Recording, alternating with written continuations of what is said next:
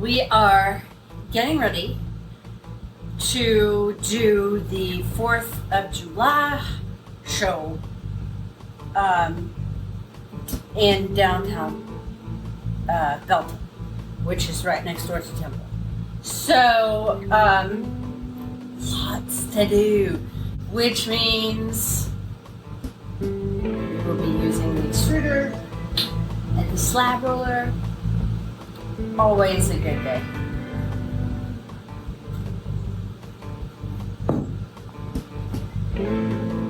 Especially when you got a green smoothie. I apologize for anything that might be caught in my teeth at any point in any video.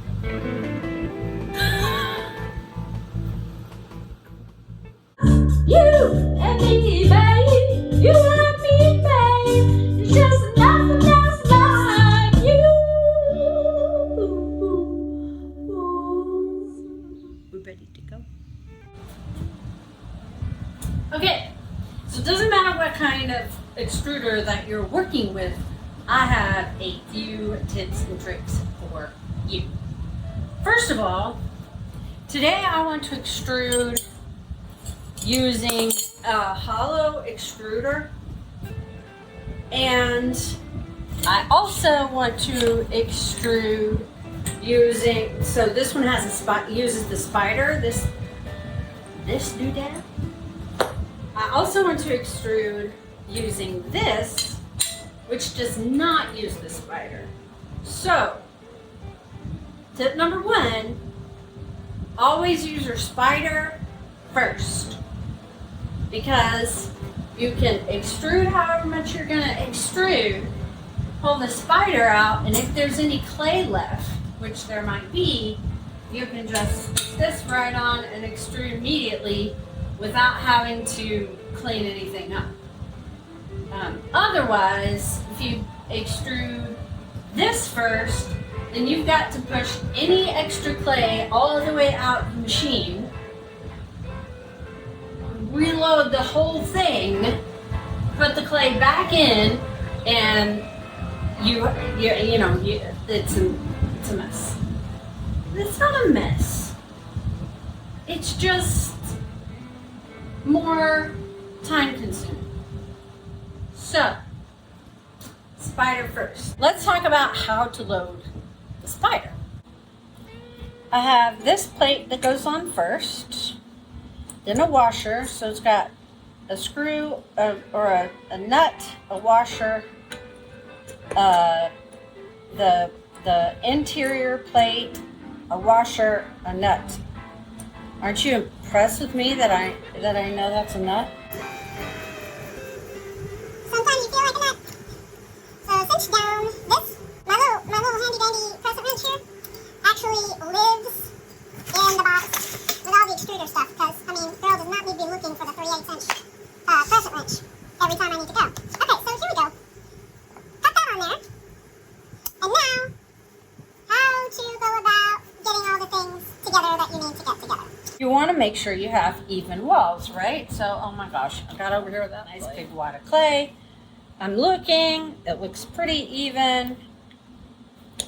Okay, now I'm going to turn that over, right?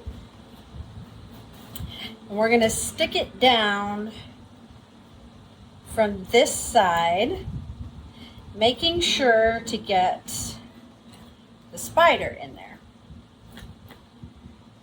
So, I'm going to leave enough room for the rim of the extruder, but I'm going to glue my spider down with this clay. Okay, so now all the legs of the spider are on there. I can come back over to this side, where it will sit nice and evenly on the table, and really get a good look at where everything is and where everything needs to go.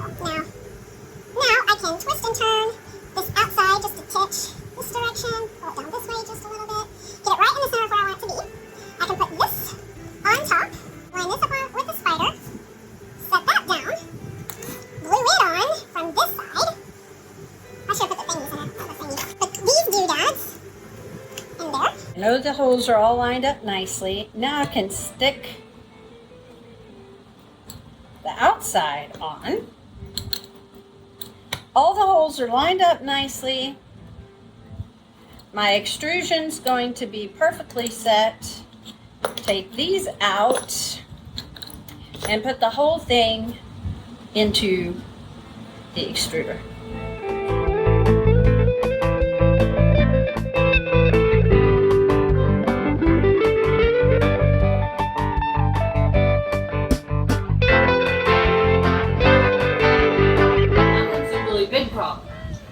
Which is how to get an extrusion that is more than half as tall as you are off of this without crushing it all by yourself. So I have nylon wire tool, right?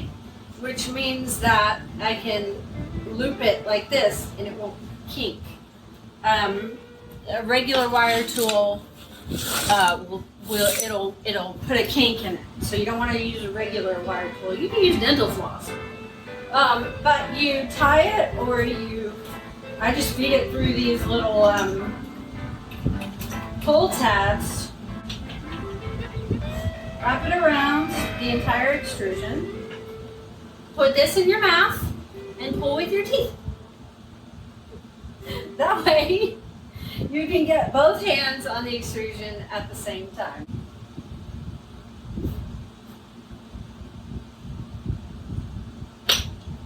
There we go. Now I have this beautiful extrusion of fairy houses with some nastiness from the floor hanging off the bottom. And I did it all by myself. Now I can let this set up here on the table a little bit before I start messing with it. But make sure that it's, pretty straight. It's got all sorts of finger marks in here. I don't want to play with those or try and get those out until it has set up quite a bit. It took me a long time to figure out how to do that by myself.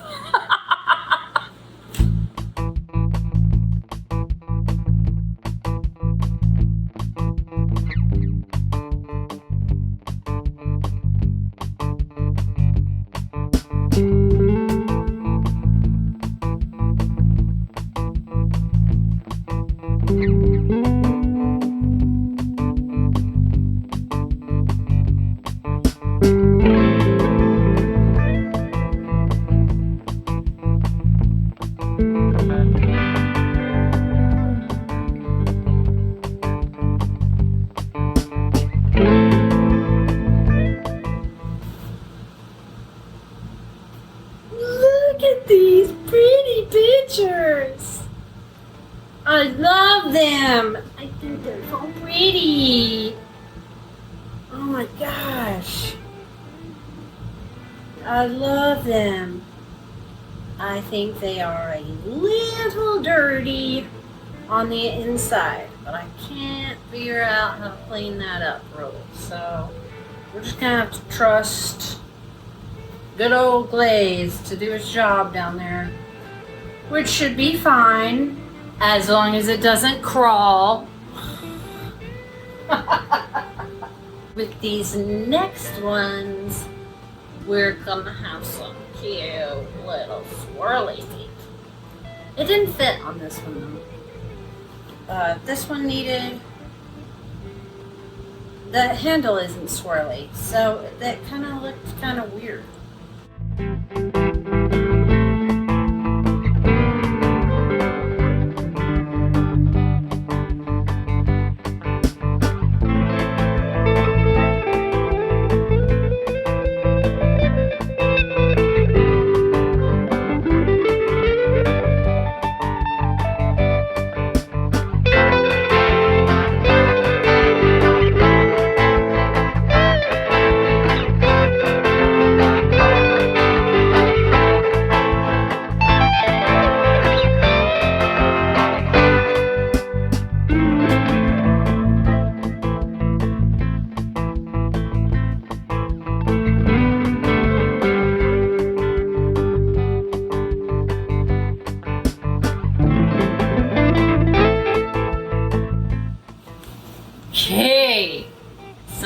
these little guys been hanging out.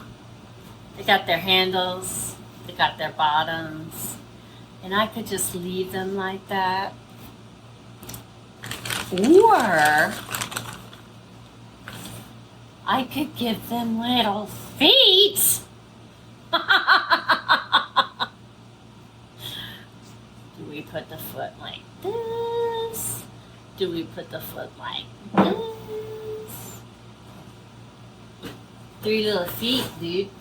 How you feel about that?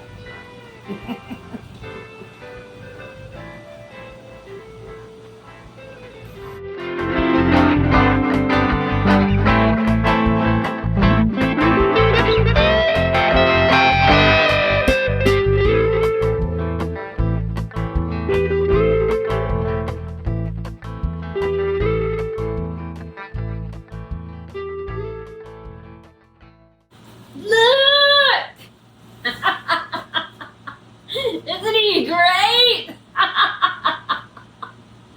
Oh, I love it.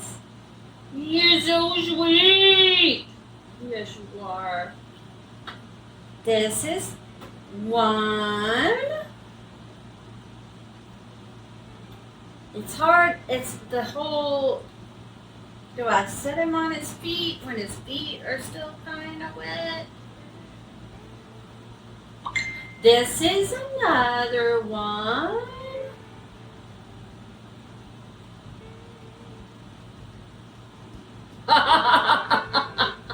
It was like the handle's upside down. I was like, no, it isn't.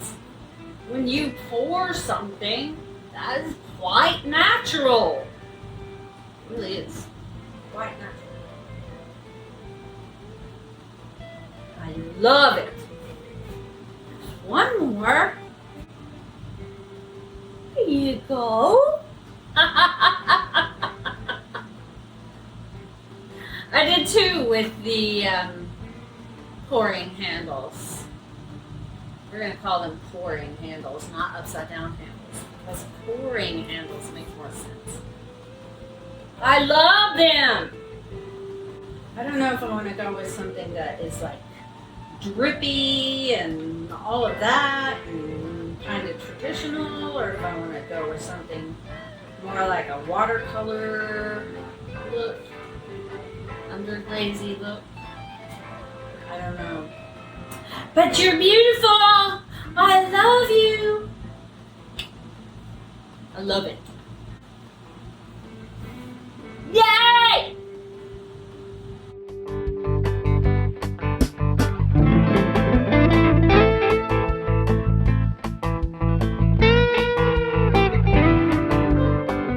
I can use these as cut lines.